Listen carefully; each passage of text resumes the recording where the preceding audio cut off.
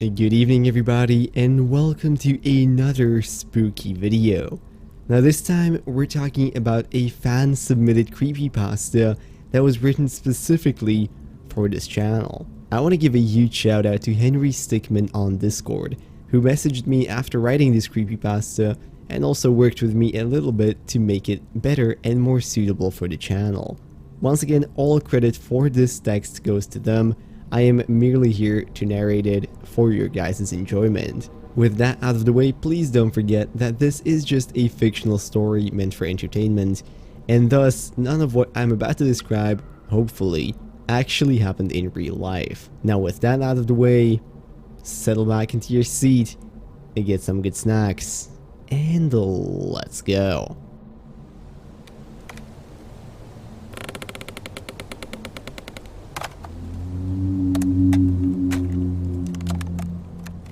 It was late in the evening.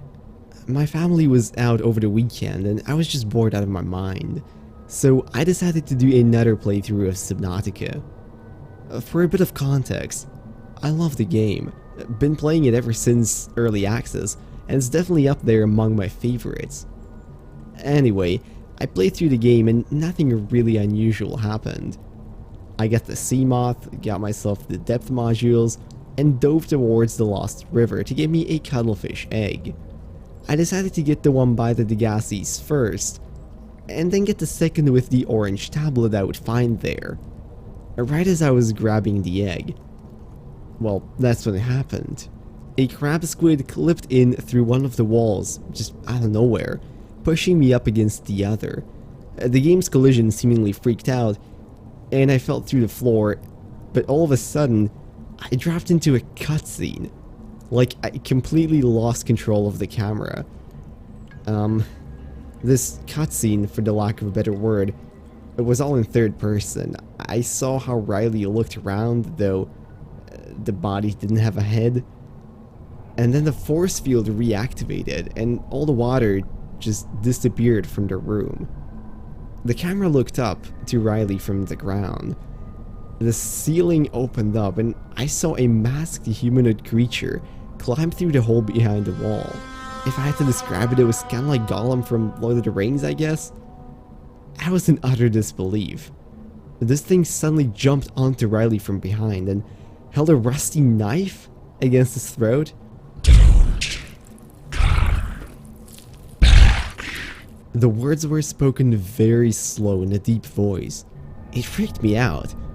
I closed the game and later even deleted the save file. I didn't know what to think about this. I closed the front door, turned all the lights on, and snuggled under my blankets. I felt a little safer when my dog came into the room to lay down on my bed next to me, but I didn't get much sleep that night. I just put on my music playlist to try to get my mind off things. The next day I called my friend and asked him to come over. I told him about my experience in person.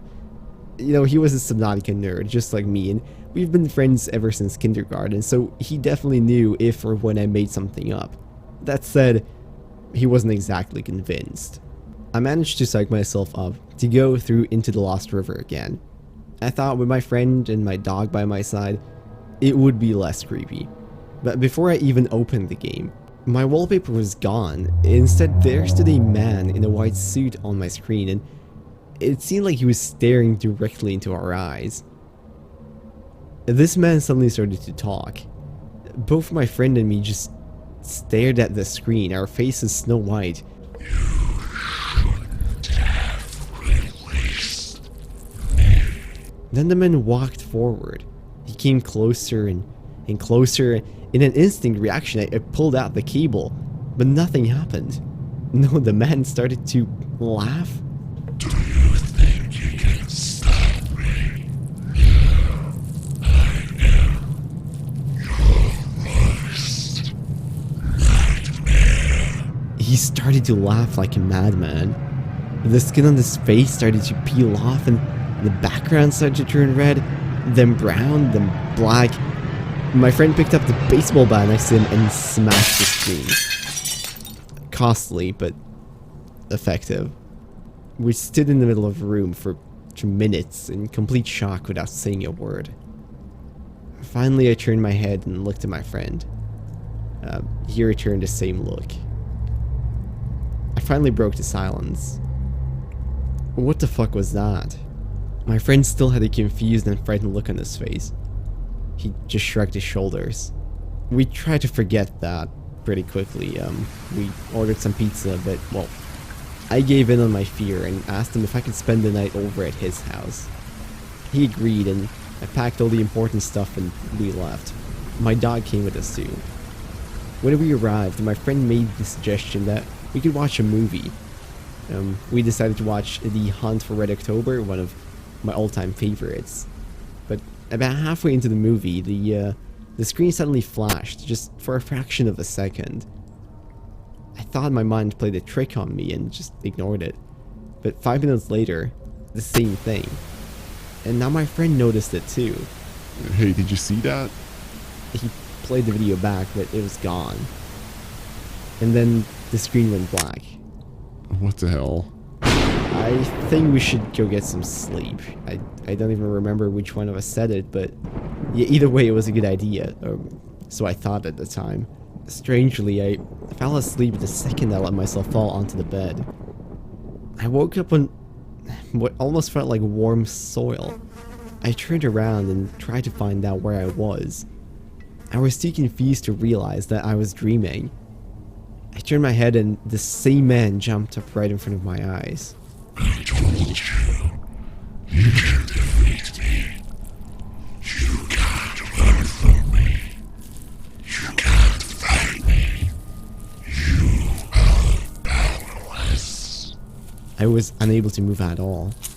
And the man started to walk towards me, and he even pulled out the same exact rusty knife I had seen in the game. I wanted to scream, but again, it was like I was paralyzed. I couldn't bring about more than a whisper. Then it was as if the sky turned into water and just dropped right down onto earth. I sat up on the bed like a spring, just pit-soaked.